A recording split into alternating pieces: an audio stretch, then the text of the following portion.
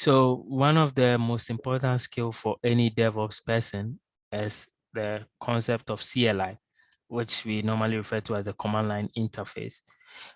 It's become one of the most important aspect of any IT person's life because mostly it makes you to work efficiently and effectively.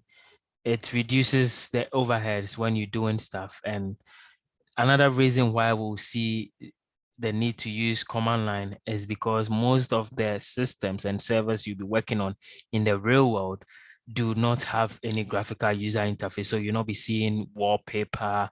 Those are just extras and they add to the process, and it's so heavy on the resources because assuming you have graphics, then your GPU and CPUs will have to be working extra hard to keep up with the task that you're trying to do.